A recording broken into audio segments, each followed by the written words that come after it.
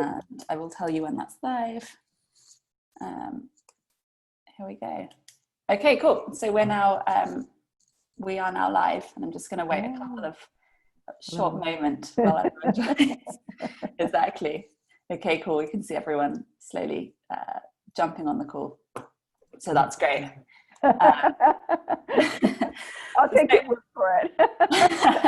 I can see the numbers. I can see the numbers going up. I'm actually admiring your picture in the background there. You've got a horse working on a vineyard. Whereabouts is that?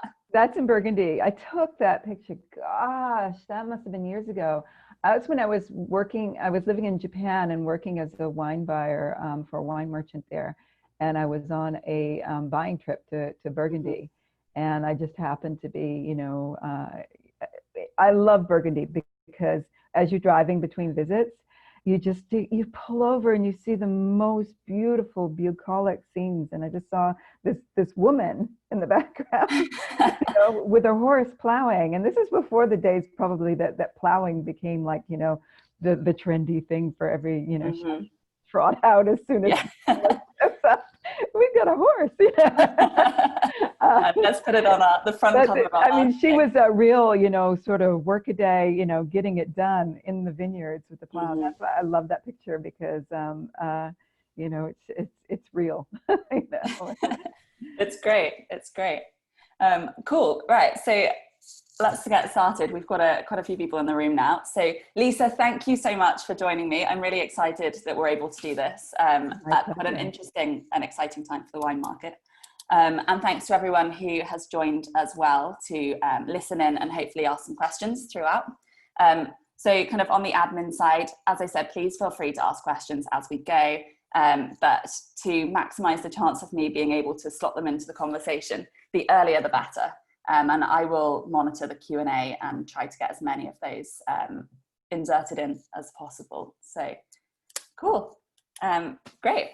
So as I said, thank you for joining us. So Lisa, what I'm really interested in about your kind of background in wine is you've been kind of all over the world. So starting in the East Coast of the US where you grew up, and then working in London, and then Japan, and then London, and then Singapore, and now Napa.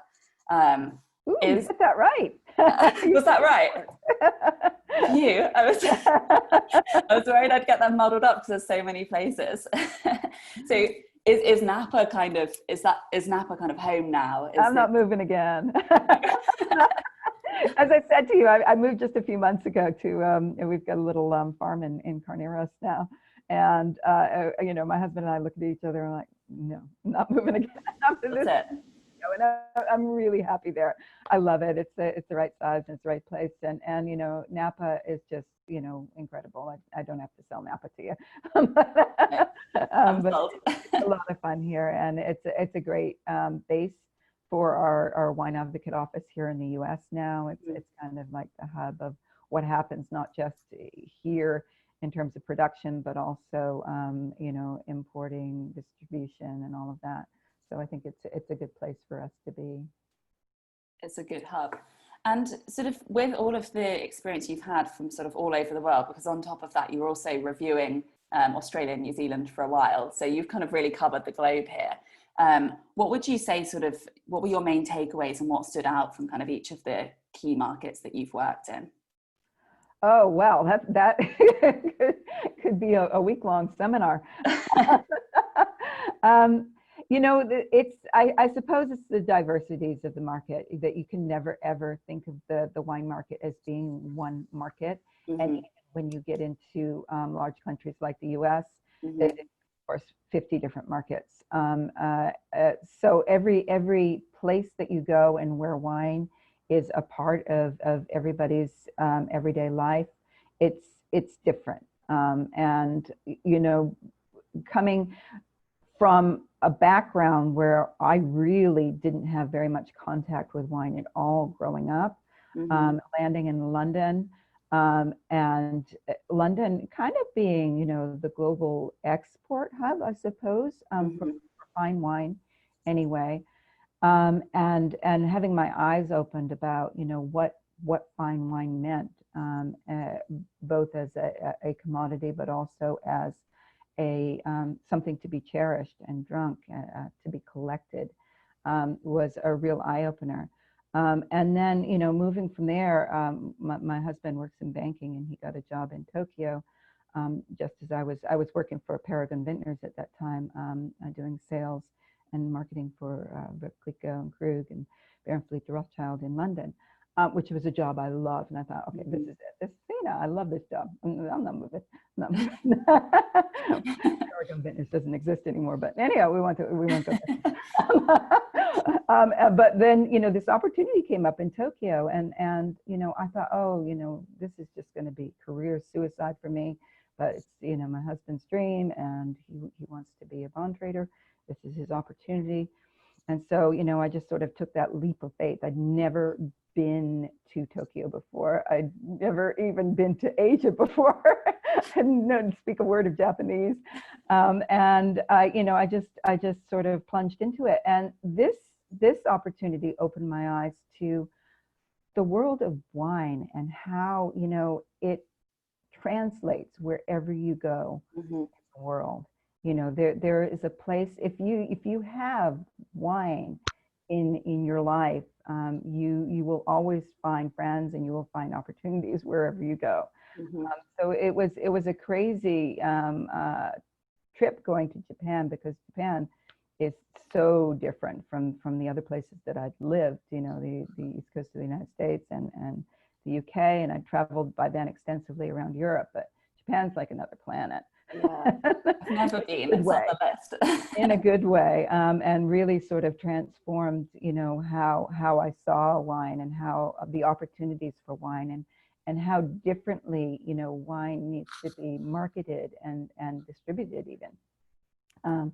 A country much like the UK is steeped in tradition, and staunchly so, again, in a good way, but being able to sort of, you know, try to bring what I had learned about the business of wine in the UK to Japan, and then adapting it. Because if you try to be too dogmatic about everything that you thought you knew about the business of wine, when you go to another country, you're just, you know, it's not going to work. And I can say that from experience. But, you know, seeing and just being open-minded. I think that this is the other thing, you know, open-minded to other cultures and other ways of doing things. And, you know, a very exciting time, you know, those 3.5 years or nearly 4 years that I was in Japan. And, you know, kind of ironically, it's also where I met Robert Parker. I was about to ask, which is what took me on to, you know, what I would eventually do with my life, because, you know, meeting Bob there, and he was doing some wine events. One with Gilles Robuchon in Tokyo. It's just an amazing opportunity, and you know, we hit it off immediately, and you know, stayed in touch even afterwards, and eventually I wound up working for him. So it was very, very exciting times for me, you know, just taking that leap of faith and going to Tokyo. Then coming back to the UK for a little while, and then eventually going over to Singapore. Again, following my husband. These are financial markets. You could probably spot there. And finally, I dragged him here to Napa. You won in the end. Yes. There's not much in terms of finance here in Napa, but the good news is it's a great place to bring up a family and to have our wine advocate office here. So, but again, you know, I came back to America after being away for 25 years, and everything's changed here, you know. So I suppose the lesson there is, you know, even if you think you know a market, you stay on top of it all the time, because it's constantly changing and evolving. Constantly changing. So Japan is where you met Robert Parker, and how did that kind of how did that come about? Because you were the first woman that he hired on his publication, which is pretty exciting. Now, you know, this has changed quite a lot sort of since then. Could you talk a bit about kind of your experiences there? Yeah, I mean, really it was, like I said, he was doing some events in Japan. I was asked to help organize the wines that he had selected to show at the tastings and dinners. That was, you know, what I was doing. I hadn't spoken to Robert Parker before he even came to Japan. I just had a list of wines that I was meant to acquire for him, and then I would be accompanying him at the events and basically helping him out. And that's kind of what I was tasked with doing. Now, I have to confess, I absolutely dreaded meeting Robert Parker. I had met, you know, wine critics, wine journalists before in the UK, and you know, there was some egos there. Mm-hmm. I won't mention any names, but there were some you know, really sort of demanding, over the top people, and even, you know, masters of wine. This is even before I became a master of wine, even when I was studying for a master of wine. And so I was imagining that Bob would be like all of those people, you know, on steroids. He would be like this, like almost like egomaniac monster. And I was really dreading the day of meeting him. You know, it was obviously exciting, and a lot of people, you know, really want to, you know, have a live stream of meeting Robert Parker and all of that. For me, it was just like, oh, this is good. But I couldn't have been more wrong in what I thought he was going to be like. He's just so down to earth. He's so humble. Mm-hmm. He's so he's very particular, and I like that straight away. He knows what he wants, and he knows how he wants things done. Mm-hmm. He's got a strong views and strong opinions, but he always, you know, was open to listen to me and to my ideas and all of this. For example, I remember I was organizing. He was doing a tasting for winemakers in Japan who were mostly making Koshu grape wines, dry, white, very elegant styles of wines. And so we were doing a tasting of unoaked, dry, white wines of the world to sort of showcase to these Japanese winemakers, to sort of give them, you know, thoughts about, you know, how things could be done, or directions they could be taking with the styles of Koshu they were making. And I put on one of my favorite unoaked great white wines of the world, which is the Tyrrell's Fat One Hunter Valley Semillon. Mm-hmm. And I remember him looking at me going, "What is this wine doing on here?" Oh no. I know, I was mortified. I was like, terrifying. I think it's a really good wine. It's like, I don't really see it. But, you know, we'll put it in the tasting and we'll talk about it. And, you know, you can talk about this wine and tell me, you know, what you see in it and what you think is great. And so, you know, he put me up there on the panel, you know, with him, with Bob Parker, talking about the Tyrrell's Fat One Semillon. And afterwards, he came to me and said, "Yeah, that was really good. I thought you made a very good argument for the wine." And so it's not my style of wine, but, you know, and that was one of the things that made me think, this guy is really great, you know. Mm-hmm. And I knew then, you know, I could work for him yeah.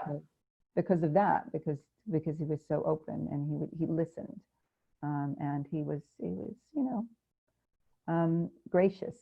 You know, even at the very pinnacle of his career. Yeah, and yeah, that's amazing. And so you went then on to review, was it New Zealand and Australia?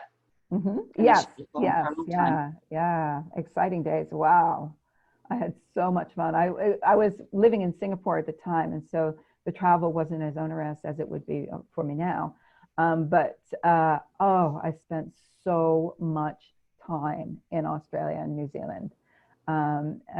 It was amazing journey, because although, you know, I was aware of the great wines of Australia and New Zealand, I wasn't aware of all of the small, wonderful, beautiful players that there were to unearth, you know, that were just incredible. I mean, like really up there with the world's great wines. And I felt like I just wanted to shout about them to the world, you know?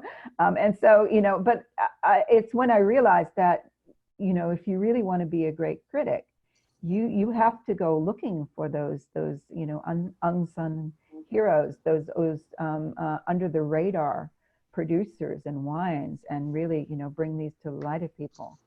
And that's where I had the most fun. You know, I must have drove more than I'd ever driven in my life, even when I was working in Romsey and I was living at Cowbridge. You know, I traveled every single wine region. I can remember, you know, I can remember one of my first trips. I went, because, you know, you make a beeline for your favorites first, don't you? Mm-hmm. And I thought, you know, one of the ones I have to see is Gioconda. I have to meet Rick Kinsborough and see where this wine comes from, because it's out in the middle of nowhere. It's in Beechworth, and I, you know, flew into Melbourne and got in a car and I drove out. I made an appointment and drove up there, and you know, Rick he comes stomping out to my car when I get there, and he's just got his hands folded like this, and he stares at me, and I get out of the car and he said, "Do you know we have never had a visit from the Wine Advocate?" You have now. And he's like, "It is really good to see you." He said, "There are critics in Melbourne who never even make it up here to Beechwood."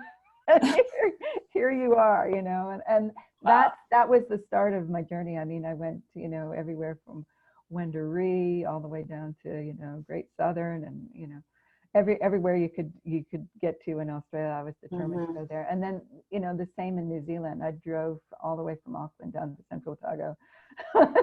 You know? That's an amazing drive as well. Yeah, it is, but it's worth doing, because you understand each of those regions and the how and the why and the potential. And I think that for a critic, the most important thing is to understand is the potential, you know, not just what they're doing, what they have the potential to do. And were there any, you know, is there kind of any one standout discovery that you made in either of those two countries? Oh, standout discoveries. I think in New Zealand, one of the most exciting and standout discoveries was Pyramid Valley, which is again in the middle of nowhere. I mean, they've got kind of, Bell Hill is down the road there, but not close. And you know, all of their friends are maybe down in Central Otago, or you know, making great Pinot otherwhere. But it was this journey to go where no one else had gone before. You know, on a you know, to find that limestone and to find that very particular terroir to make a signature Pinot Noir, which was very exciting. So I think Pyramid Valley and Bell Hill, you know, in the middle of the literally nowhere, were pretty exciting to go and see. And I still urge people, you know, if you're in New Zealand, they're well worth the side trip to do. Are they near Christchurch in Canterbury? Yes, so just north of Christchurch. So you could either drive south from Marlborough, or you could drive north from Canterbury to get there. It's kind of halfway in between. Oh. Yeah. No, and Pegasus Bay, I should say, is not too far away from that either. Australia, probably too many to mention. There's a little winery in Margaret River that was doing exciting things, and I think I was the first one to sort of recognize them. In fact, the way with a lot of wines, the way that I discover them is somebody will send me a sample, and it stops me in my tracks, and I say, "Oh, I got to see where that comes from." And there was a little winery in Margaret River called Cloudburst that had this amazing Chardonnay and Pinot Noir that didn't taste like anything else. And I thought, okay, what is this guy doing? Why has he got that? The other one, there was another one that I had to go and see, like with Rick Kinsborough at Gioconda. I had to go and see Wendouree. And so when I was up in Clare Valley once, I got someone to set up a meeting with, because it's just a magic place. And I never wrote a tasting note for Wendouree. I never wrote a report on them. They don't export. Everything's sold on mailing lists. There's kind of no point in writing it. And I don't think that they really wanted me to write it up, but I had to see it, because when you taste the wines, it's one of those magic places that kind of pulls you to where it came from. All this talk of travel is making me want to get on a plane. I know. Cool. Isn't it great that we're not traveling so much? And you sort of get this wanderlust, and you think, oh, I gotta go and see these places. I'll Google those pictures later and just pretend I'm there. Yeah. So you've been at the Wine Advocate for, when was when was it that you joined? 2008, I officially started working on the Wine Advocate payroll. So yeah, I've been here a while now. And you've seen it goes through a sort of a number of different transitions since then. So you had kind of the era where it was fully owned by Robert Parker, is that right? And then you had Suhu, and then you had now you've got Michelin, who are they own 100%? Yes. Yeah, and kind of how's that? Yeah.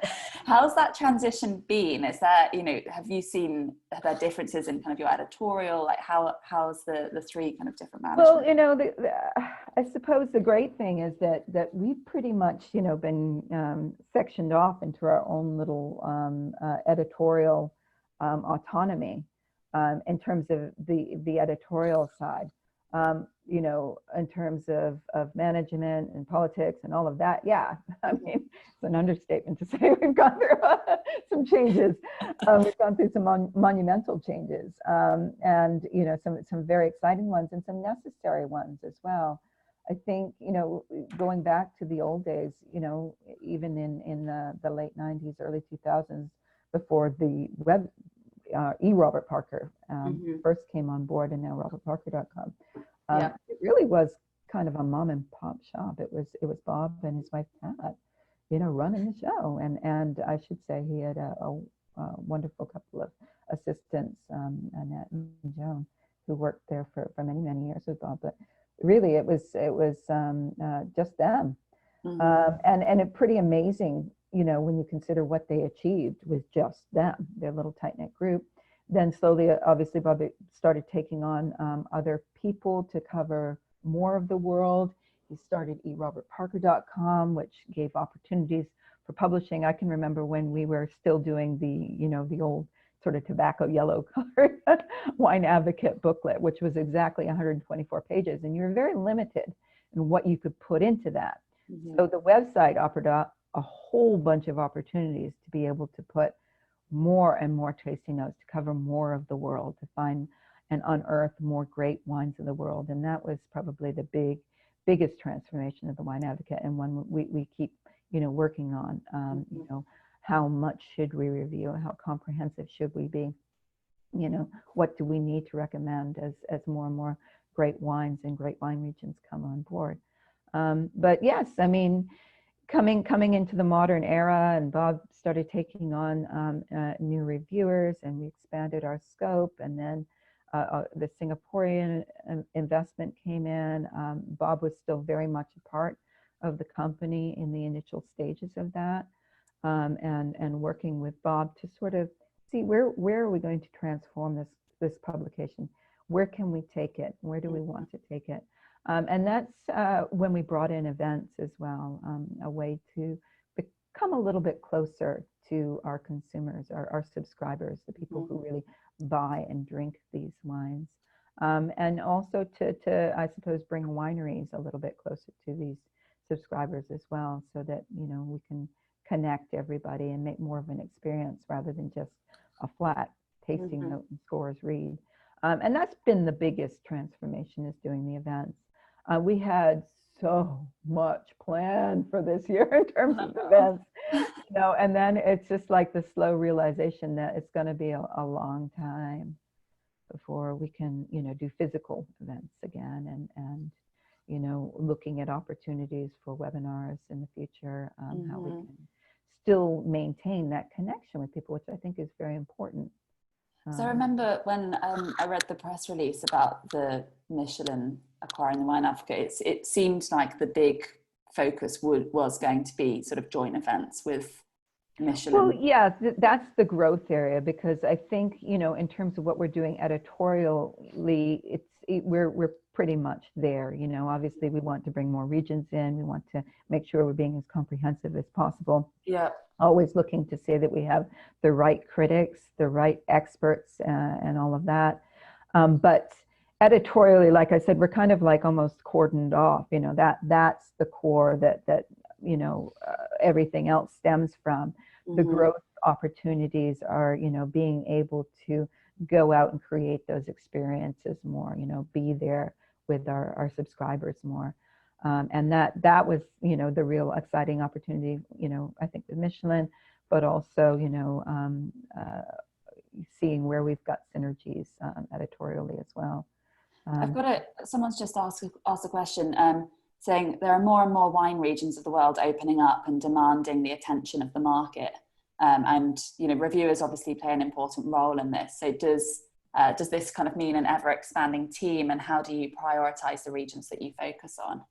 Yeah, well, it depends. I mean, it all comes at the first consideration I always have is our subscribers. Mm-hmm. Do they want and need, is it a real focus for them to be able to have reviews, to make buying decisions about mm-hmm. these wines.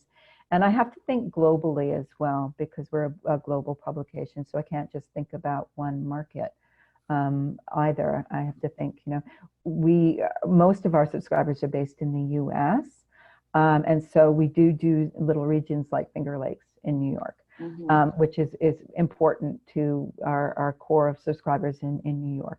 They love to read some reviews of those wines. It's not a big part of what we do. But when I see that there is a market there and we can justify that market within our subscriber base, then yes, that's a region that we'll start reviewing. It was Luis who recently came to me a couple of years ago and said, Jura is on fire mm-hmm. now. We've got to be covering this. And I love the wines of Jura. He felt like he knew the region very well, and having seen the reports he's produced, yes, he does know the region very well. He's produced some great reports on the Jura. So that was completely justified in bringing that on. Mm-hmm. So really, I'm constantly watching what's happening with regions around the world and saying whether, it justifies us taking on a new reviewer or making, time within a current reviewer's scope, if they have the expertise of that region, to start reviewing it. And usually we'll start small and then, expand from there as the need comes. But it's a good question, because it's something that's always in the back of my mind. Should we be reviewing these wines? Yeah, there's lots of exciting new regions coming up. So exactly. And we've had another question. Someone saying, how involved is Robert Parker now? Does he still have any involvement with the He's completely retired now. He keeps an eye on us, but he's completely retired now and enjoying his retirement. So yeah, not at all involved anymore. No. Okay. And another question that we had submitted earlier is kind of that, and this I suppose is related to the expanding regions, but with kind of the field of wine criticism being a lot more competitive.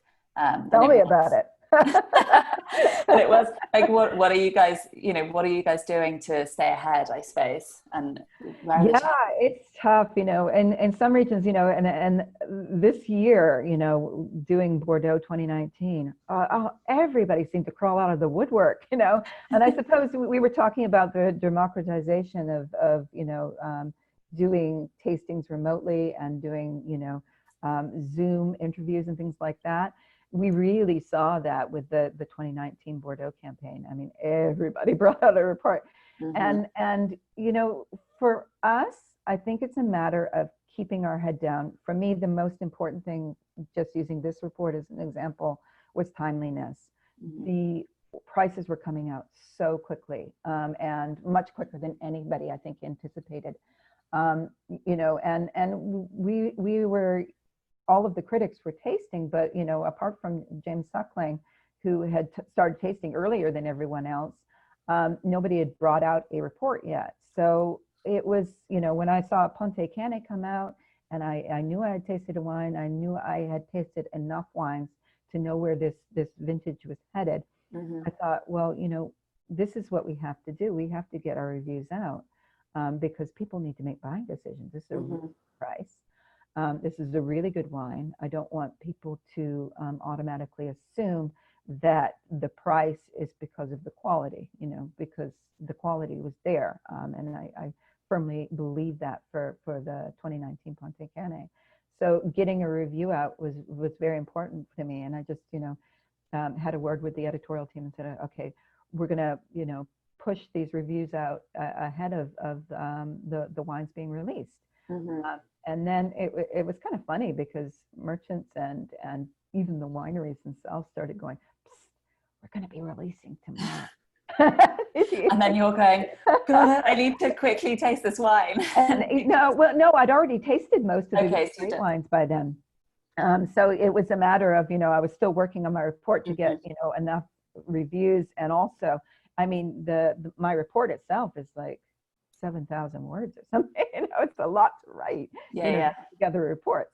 So while I was doing that, I thought, okay, I'll start pushing out these flash reviews, not of all wines, but I was very focused on thinking wines that would be probably in high demand and in short supply, so that people needed to make quick buying decisions when the wine was released. Should I take it or shouldn't I? And that, you know, at the core of what we do, that is what we do. We help people make buying decisions.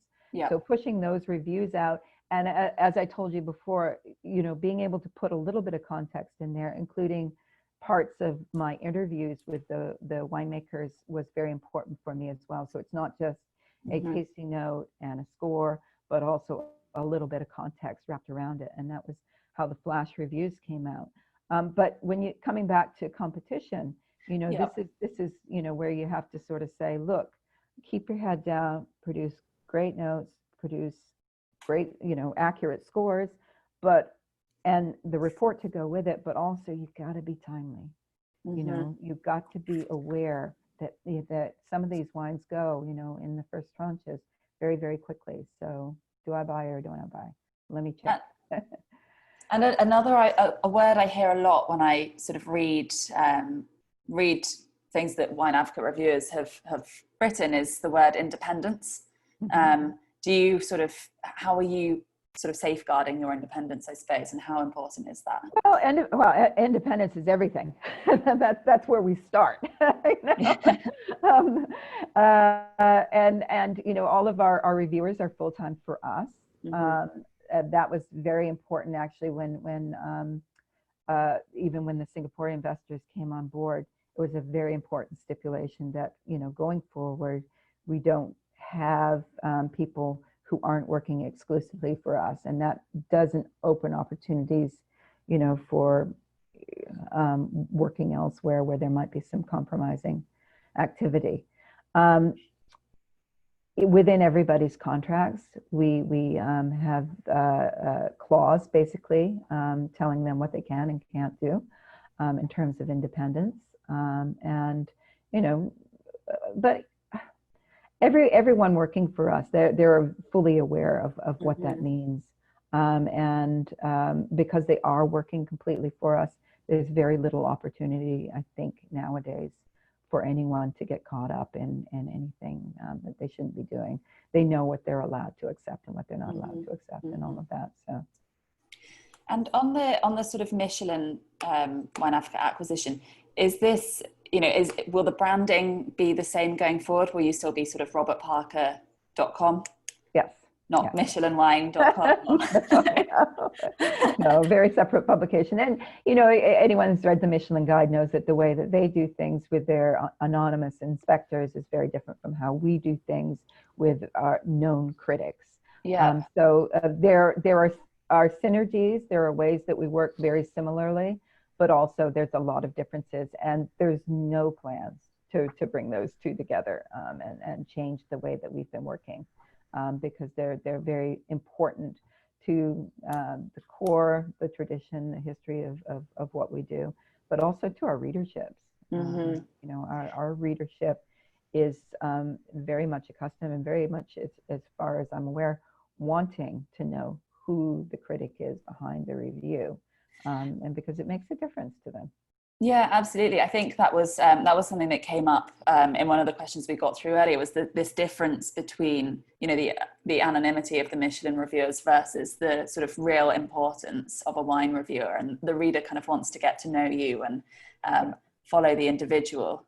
And a question we got through earlier was sort of relating to how, you know, you manage this in your team of reviewers, because you've got lots of different personalities, how you're kind of keeping them engaged kind of with everything that you're doing? And that sort of, it must be quite a big job to. It is, you know, because we're a big review team now. There's 10 of us, yes, a big review team now, and it's a real juggle. We meet every year for a few days as a team, and we have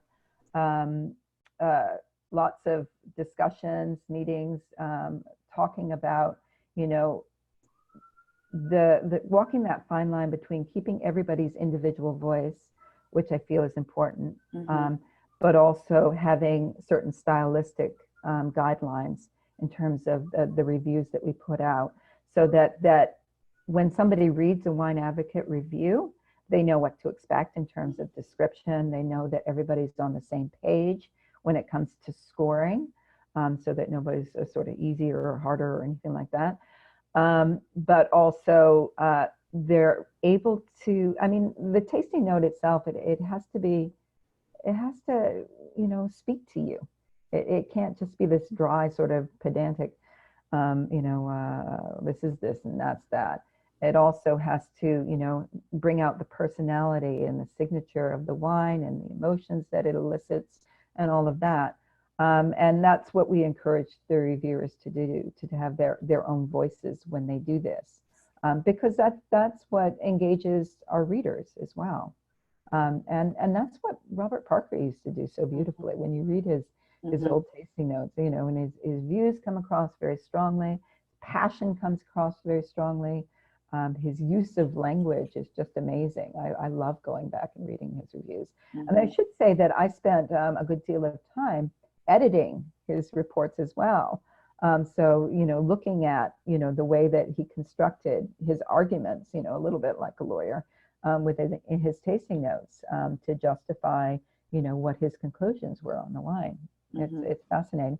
It's something we all look to continue to do, but like I said, with our own voices, so that and, you know, each region almost screams for its own voices as well. You know, Burgundy has a very different sort of personality profile than Bordeaux, than Napa. Yeah, exactly. And I've just got two sort of similar questions that have come through in the Q&A related to scoring, actually. So one of them is kind of, someone said 20 years ago, the 100-point system was composed by sort of had quite clear criteria that were sort of clearly defined. Is there kind of a definition of what each sort of level of points refers to? Yeah, and then we'll have that on our website. You have that on your website? By that, yeah. Okay. And then the second question is just around this idea of score inflation. Are we running out of points? Someone has asked. Do you know what? I had a publishing error, this 2019 report, where I put, it was for the Pichon Baron, and it was 97 to 100 plus. When I first published, it was like that for about 12 hours. And so a subscriber came to me and says, "What does 100 plus mean?" I was like, no, we're not going there. We're not going there. Yeah, no, I think that I don't think we're running out of, we're not going to see things, you know, sort of trickling over into the, over the 100 points scale. I do think that, you know, what we don't have anymore, what Bob used to have in the good old days of wine reviewing, is the real howlers, the real sort of faulty wine, you know, that would warrant the whole, you know, 50 to 60 point part of the scale. That I dream about maybe finding one of those ones, because, you know, I used to do a lot of wine judging as well in Australia, and when you find every now and then one of those really faulty wines, you know, that's so bready, you just like can't see anything else. You just like jumping up and down, going, yes. But now you don't. I mean, see too many of the really faulty wines. You know, I think with modern day methods in the vineyards, in the winery, but also everybody, you know, understanding how much of it is thanks to Robert Parker, what the elements of a great wine are. And, you need to do to achieve that, or even just a good wine. If you want to do, a large volume wine that is just, a good drinking wine at a reasonable price, you can do that, and do it quite effectively. And you understand, what it takes to make one of those. Mm-hmm. In terms of the yields, the vineyard, the winemaking, so it's frustrating, I suppose, that we don't get to use more of the 100-point scale anymore, because a lot of those below average wines would be, downright faulty wines. And the 80 to 89-point wines are anywhere from, average to very good. Mm-hmm. And then you get from 90 or above into the outstanding and extraordinary categories. But it's I wish we could, almost readjust the 50-point scale. We won't go over 100 points, but I wish that we started, maybe at average and work our way up to extraordinary, so that we can, really use the breadth of that scale. Yeah. A bit more. Yeah, it makes sense. It makes sense. Someone's just asked whether you ever review wines blind. Not so much anymore. Not myself. No. Some of our reviewers do. It's a total matter of choice, and also, I suppose, the logistics. It's a little bit more difficult to do wines blind. I really, if you don't have any real reason to do, so for example, if you're a publication that's accepting sponsorship from wineries, then yes, I think you do have to do things blind. Otherwise, there could be opportunities, obviously, for wanting to promote somebody a little bit more who's maybe giving you money.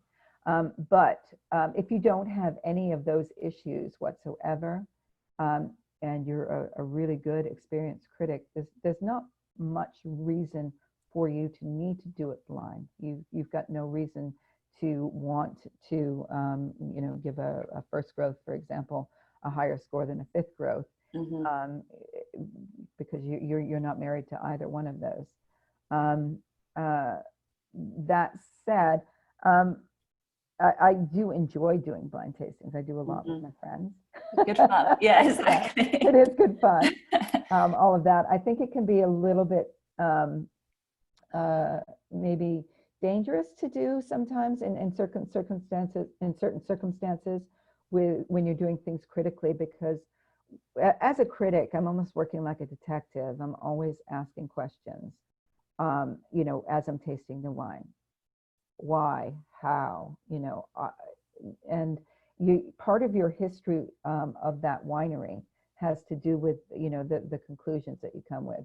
So sometimes there's things that look too good to be true.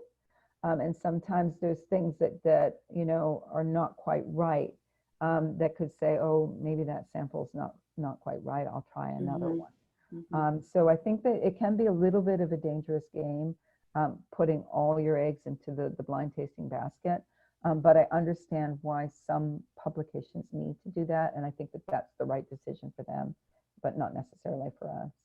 Yeah, that makes sense. Context being important. Someone emailed a question earlier about how important, so we often kind of read in reviews a note about kind of the appearance of a wine, and the color, and sort of how important that is. It is important to me. Everything's a clue to me, and it's not an indicator of quality. Let's put it that way. But it can be an indicator of, if a wine's got a little bit of a orange or brown in it, it tells you about how it's aging.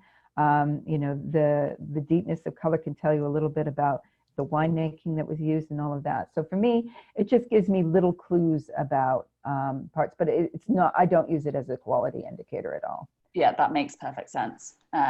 Cool. We've certainly got quite a lot of questions on the Q&A, so I'm just sort of browsing through them in case there's anything before we go on to Bordeaux 2019. Someone's just asked, a bit about the winery sponsorship you mentioned, how this is happening? I assume you were referring to sort of advertising in traditional. Yeah, advertising for certain publications like Decanter, I suppose. They take advertising from wineries. Which you guys don't do? No. No. Okay, cool. That's that question. Great. So let's go on to Bordeaux 19 briefly, which you're finished tasting now, or have you still got some samples arriving? I've just got some stragglers that have arrived yesterday. So I will be tasting later today. I'm just about finished, so I'm going to bring out the second part of the report next Tuesday. Okay, cool. Yeah, and the UGC samples finally arrived. So you had a bit of trouble getting hold of them, is that right? Yeah, it was a nightmare.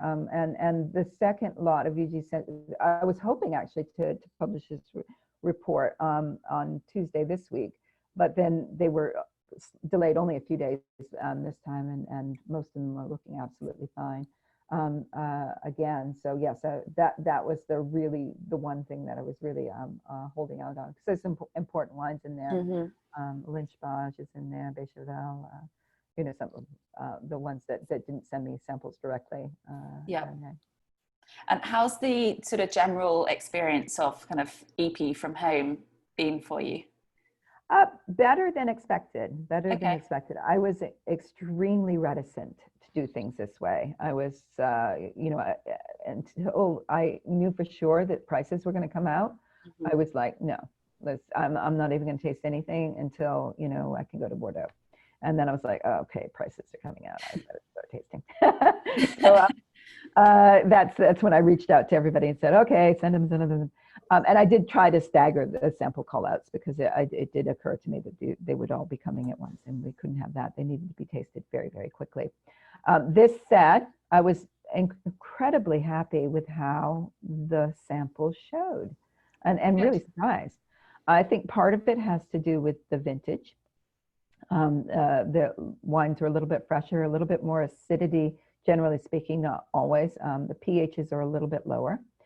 And the fruit is just a little bit of that sort of crunchier style of fruit.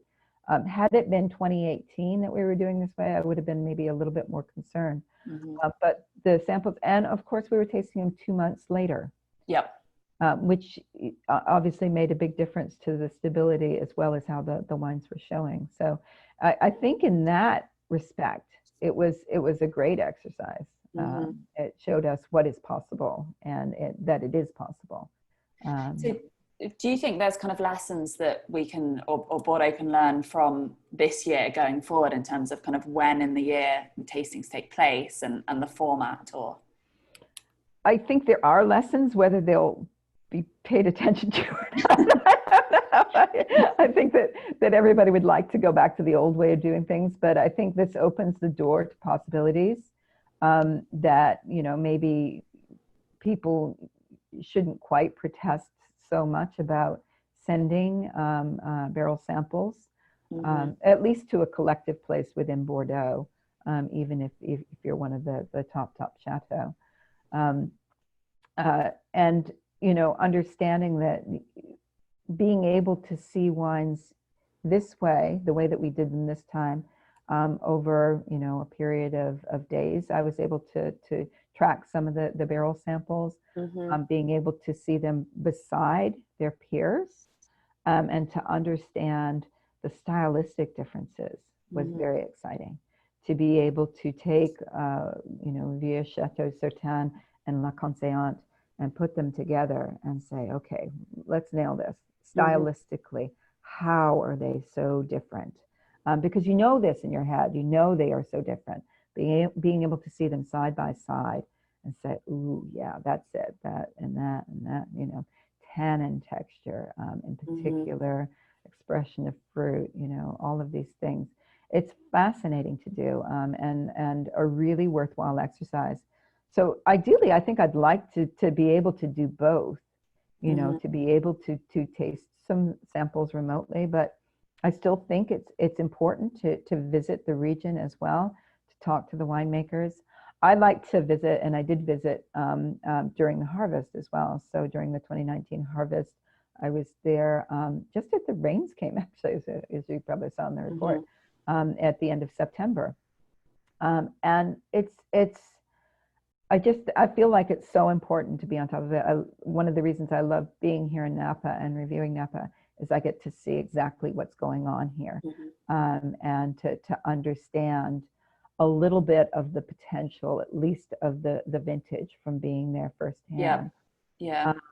And seeing the fruit on the vines and seeing the fruit come in, and then putting that all together, when you taste the wines and you're trying to say, okay, how and why is it doing that?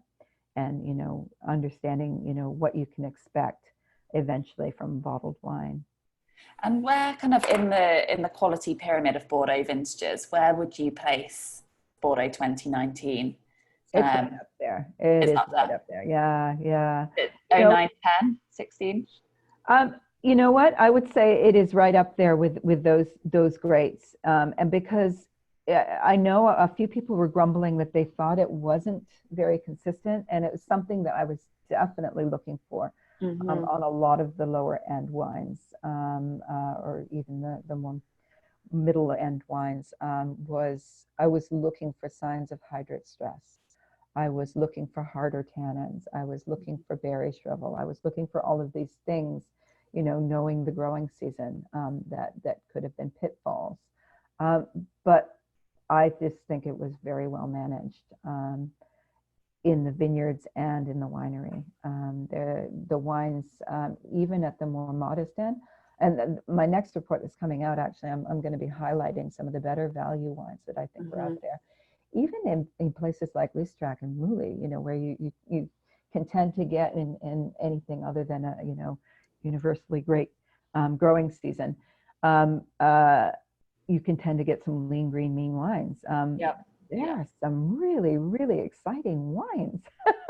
That's good news for those of us who aren't buying the classified. Well, yes, and that's what I wanted to focus on for the next report, are those wines, under the $35 mark, that actually, are going to cellar very well. I think these wines do have very, very good cellaring potential. The IPTs are nearly as high as the 2018s, in some cases the same, with slightly lower pHs, usually, not always. And a brightness to the fruit, that sort of crunchiness, lots of nuances. I love the little savory and minerally characters that you get in a lot of, particularly the Medoc wines.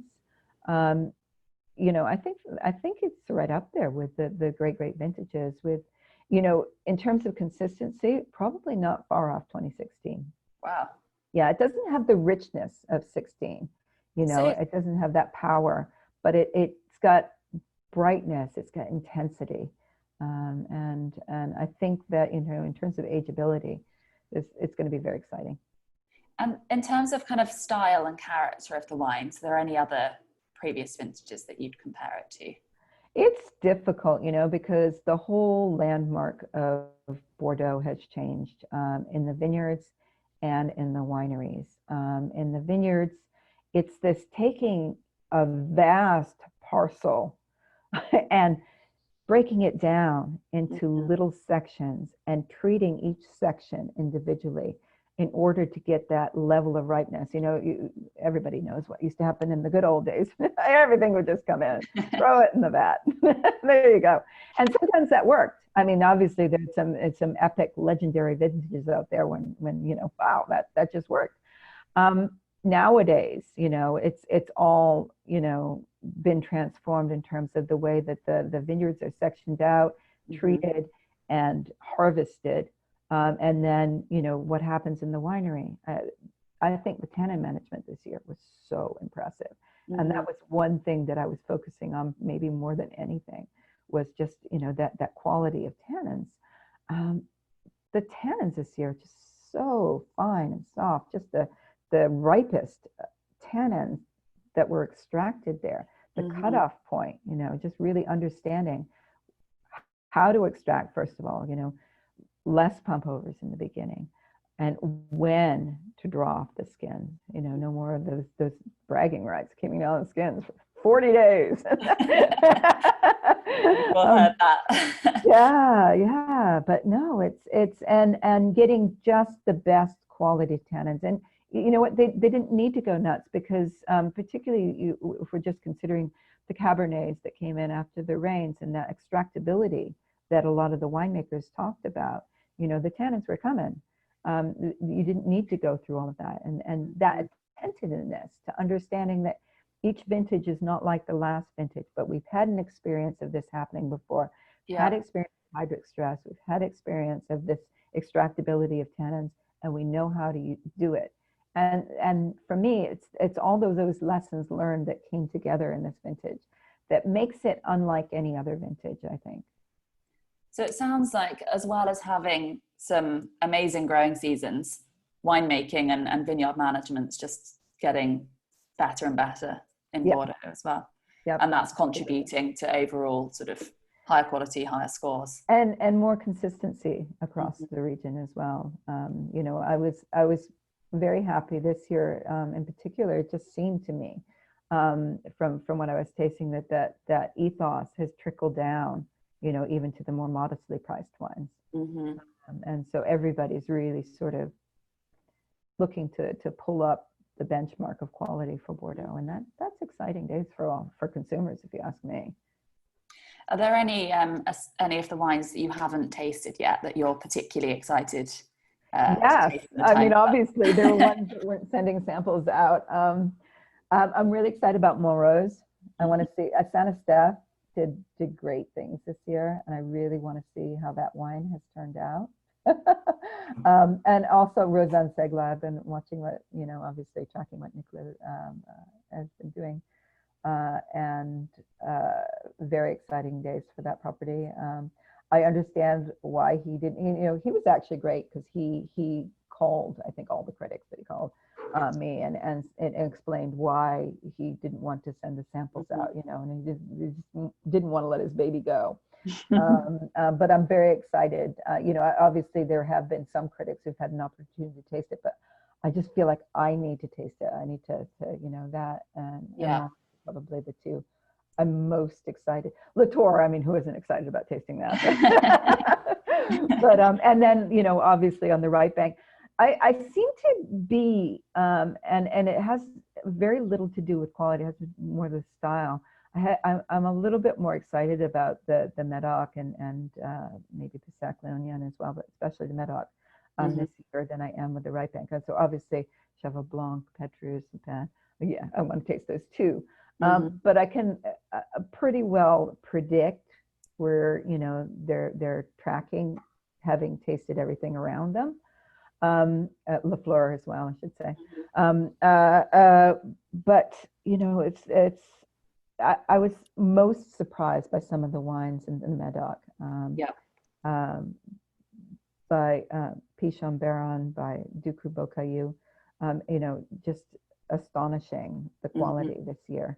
And I'm really, really excited to see, you know, these other players, to see what they did, because they're missing pieces of the puzzle for me. Yeah, it must feel like there's a few sort of missing pieces, but it sounds like you've managed to taste comprehensively, even from thousands of miles away. So. Yeah.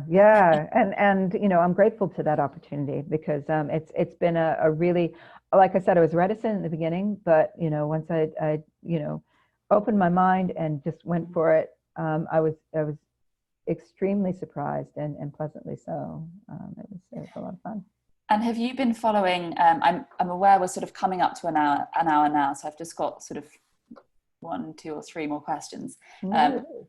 Have you been sort of following the market reception of these wines? Like, you know, do you get a sense that they're being well received in the US? Have you been following any of the analysis that we've been? Yeah, only from our subscribers. I kind of just been keeping my head down, and you know, it's just like go, just stay focused, just keep, you know, otherwise you become the deer in the headlights, you know, and you don't move. So, but from subscribers writing in and saying, you know, what they've been buying, what they were able to get, you know, I can tell that there's excitement around the vintage out there, that you know, people didn't understand at first what I was doing with the flash reviews, but then they were grateful because they had, an opportunity to make an informed decision on the wines, and also a little bit of a heads up as to what was being released. So I think there has been a lot of excitement even here in the US for the primeurs, which, who knew? I mean, it's a nice distraction, I think. It is. And I try to get my head around it as well. Because I was one of those people who was worried about the future of wine collecting, and collecting wines to lay down and to enjoy, over many years. And I think, this staying at home and a little period of introspection and being able to appreciate the things that you have and can enjoy from home has really sort of refueled an interest in things like buying primeurs, waiting for the wines to come in, putting them away for a little while. The great thing about these wines is a lot of them are going to be drinkable relatively early, but also have the stamina to cellar incredibly well. So they are, almost perfect wines for your cellar, the ones that you can enjoy in the short to medium term, but also look forward to tasting, 20, 30, 40 years from now. Cool. That's a nice way of looking at it, I think. It's an optimistic way. And have you how do you see, obviously we've been writing a lot about the campaign and publishing a lot of price analysis. What do you kind of see as the role of Liv-ex in this, I suppose? Well, if I do look at anyone, I look at you guys. I get to see the price analysis and where people are and all of that. One thing that's really great about you guys is you're a one-stop shop. So instead of having to look here, there, and everywhere, just go to the Liv-ex page. Yeah. Super convenient. Yeah. If you want to know what the price came out as, or how good it is, or how it's being received, then go to the Liv-ex page, because there you can count on the information being there, but also a bit like us, timeliness. You guys are before you hopped on the call, you were saying those poor guys, the prices were coming through so quickly thick and fast this year. They must have pulled some all-nighters. Yeah. I think they were. Yeah. I think they were busy. And I guess, so I'm just going to double check the Q&A in case we've got a couple of extra questions. Someone's asked, California or Bordeaux, where does your heart lie? I love that question. I drink a lot of both, and for very different reasons, and different moods, I suppose I should say. Where does my heart lie? You know what? At the moment, my head's still stuck in Bordeaux, but I will be transforming over to Napa and start reviewing Napa soon. So it's hard to say. You know what? I think though, and this is going to be one of the messages that I put out in my report, I think for value right now, Bordeaux, because I'm a wine critic's salary. And I think, particularly I love Merlot as well, but I really love Cabernet.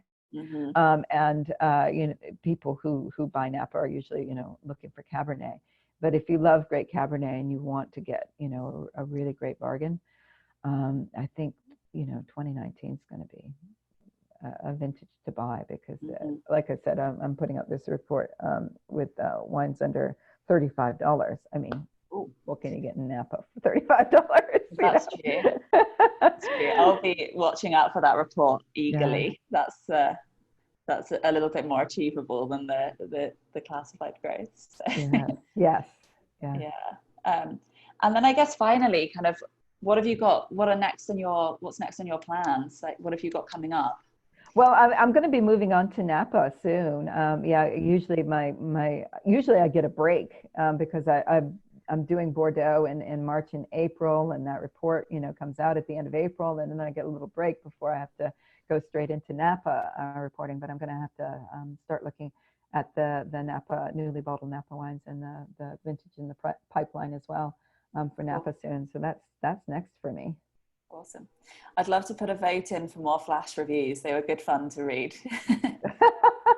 That would be fun. Yeah, no, they were, some of them you could tell I did have a lot of fun writing. Some of them was just like, oh, get it out, get it out, get it out. But there were some that were really a lot of fun to write.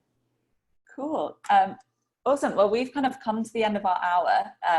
So unless is there anything else that you'd like to talk about before we say goodbye? No, we talked about a lot. Thank you. We did. Yeah, We've traveled the world. Amazing. You. Well, thank you so much again for coming on, and thank you to everyone that joined us. This has been a lot of fun, and hopefully I've certainly learned a lot. So I'm really glad that we've done this. So thank you very much for your time. Thank you. Have a good evening. Have a glass of wine. Oh, well, it's 1 o'clock, so I'm allowed. It's almost 4th of July weekend. This is true. Yeah. Need to open up the bottles. All right. Cool. Thank you so much. Bye. Bye.